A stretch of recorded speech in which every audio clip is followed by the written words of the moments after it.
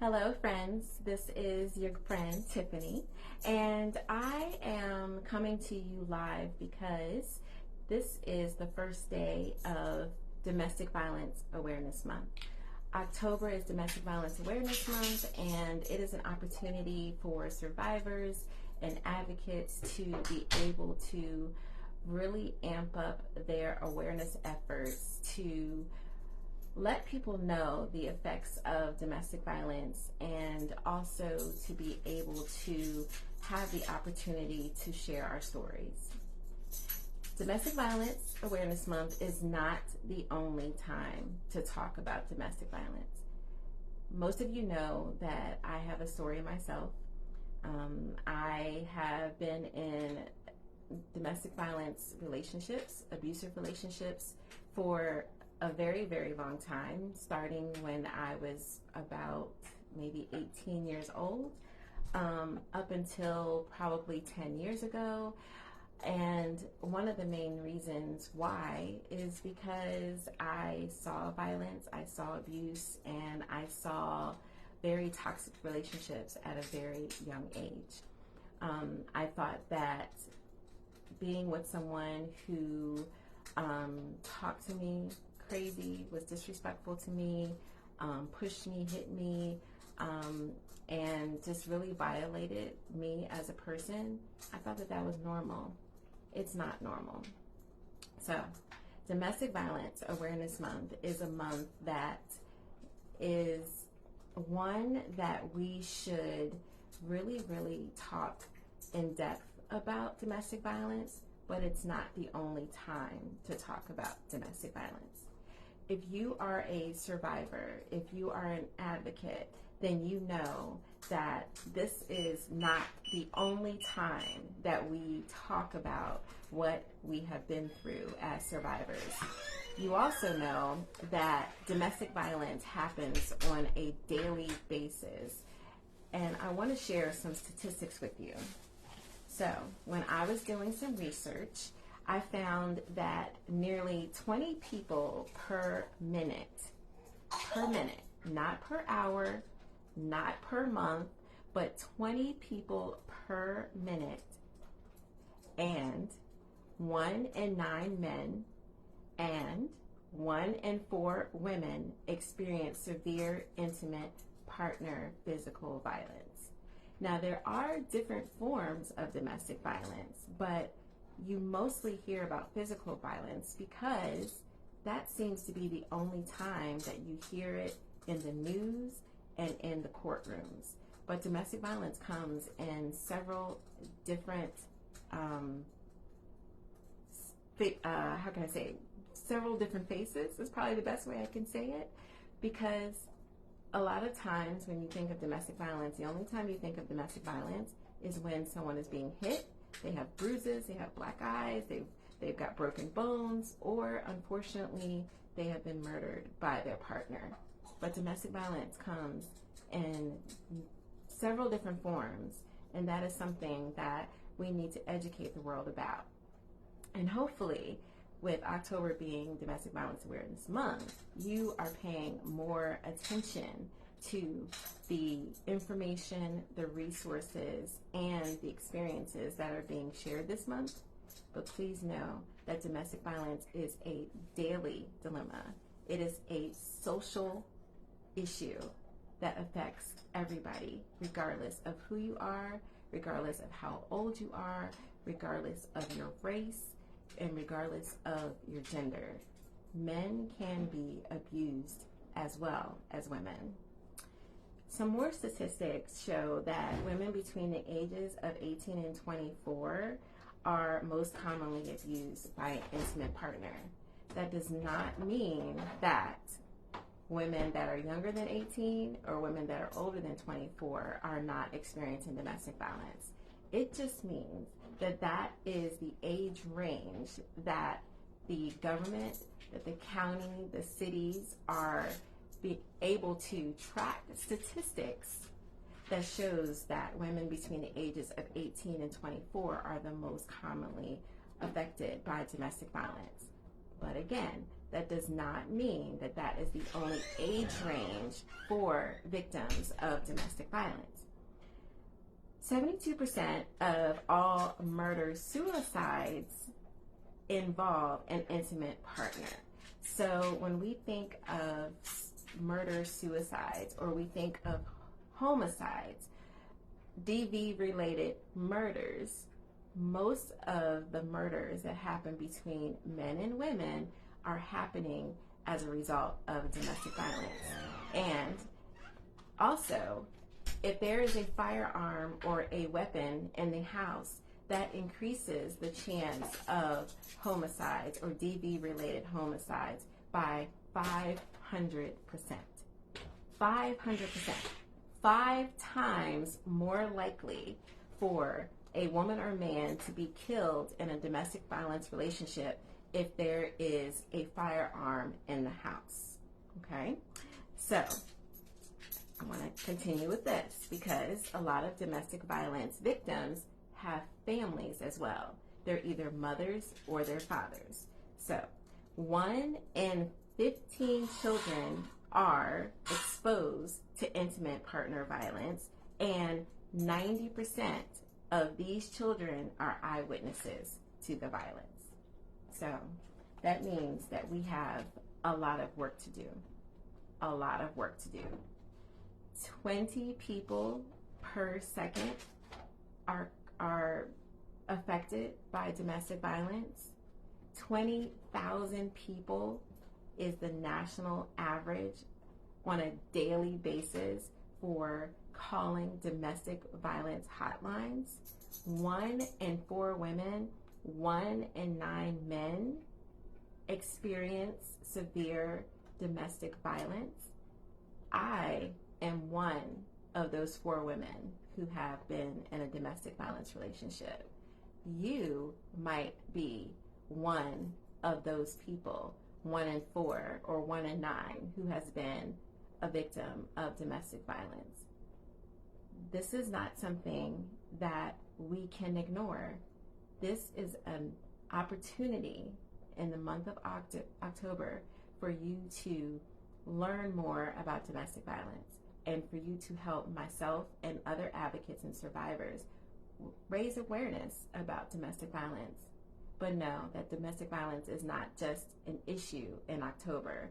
It is an issue every single day. So I hope that you will join me in October along with all of my fellow survivors and advocates to raise awareness about domestic violence, to educate yourselves and educate your families, especially if you have children, because our children are witnessing a lot these days. And as the statistics show, 1 in 15 children are affected by intimate partner violence in some way, shape, or form, and 90% of those children are actually witnessing it themselves. So that means that not only do they know that mommy or daddy is being abused, they have witnessed mommy or daddy being abused. And that's something that is not acceptable. I can say 100% that I am a survivor and that I am also an advocate, but there are many that unfortunately have lost their lives as a victim of domestic violence. And every single year that number changes and unfortunately has not decreased significantly in the last several years. One of the reasons why is because we are in the middle of the COVID-19 pandemic, which caused domestic violence rates to go up. Let me back that up. COVID-19 did not cause domestic violence rates to go up. What did cause those rates to go up is the fact that now victims were now stuck in the house with their abusers. They were now more dependent on their abusers because of loss of jobs, lack of resources, not being able to get out of the house, maybe not being able to get to their families because of the pandemic. There are so many reasons why domestic violence took a dramatic soar during COVID-19, and that is because abusers and victims were now in isolation. They were now in this pandemic. We were told not to go out. We were told that we couldn't go to the mall, that we couldn't go here, and we couldn't go there, and we had to stay in the house, and so forth and so on. And so no wonder the numbers related to domestic violence went up, because now our victims were stuck in the house with their abusers. And when you have abusers losing their jobs, they're losing income, they're in the house with their wives or their husbands, their girlfriends, their boyfriends, their children on a daily basis, 24 hours a day.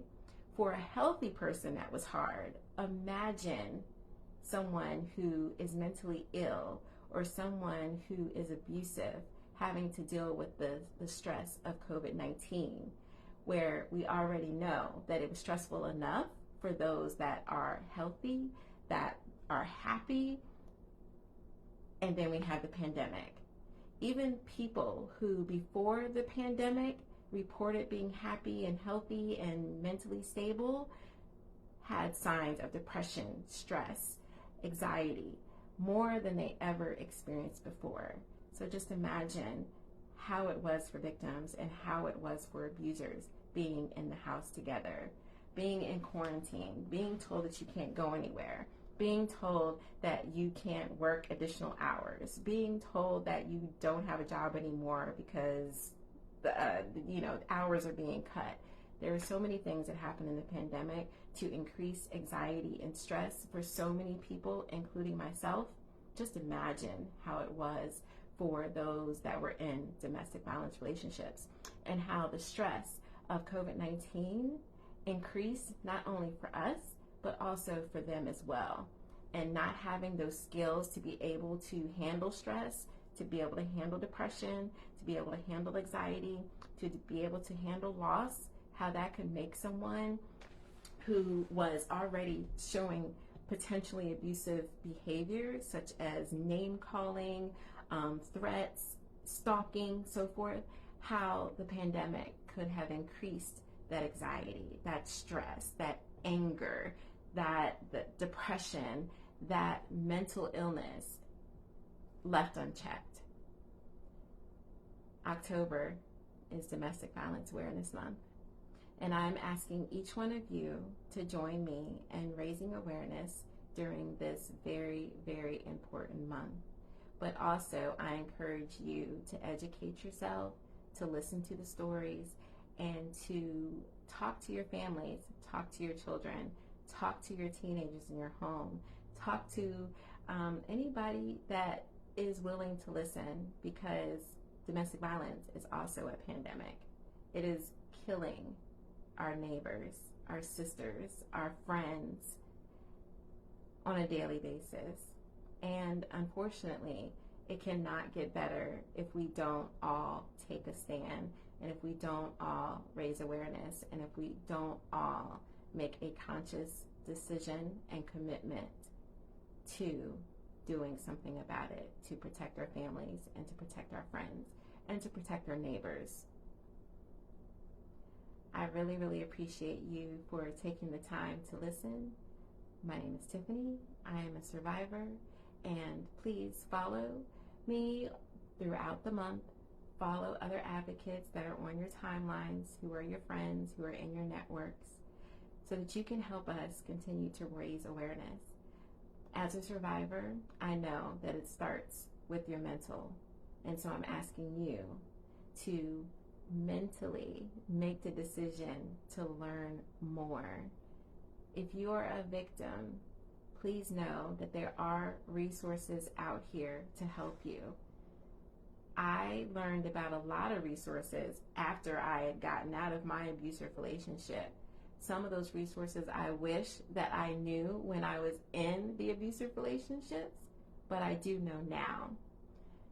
Please, please, please, if you are a victim, if you are in a relationship that is toxic, that is hurtful, that is abusive, that makes you feel horrible, that downplays who you are, that makes you feel less than yourself, that is not loving at all, that really, really causes extreme stress for you, just know that you deserve better. You do not have to be in any kind of relationship that causes you extreme stress, anxiety, depression, that makes you fear for your life, that makes you fear for your children, or it makes you scared to go out.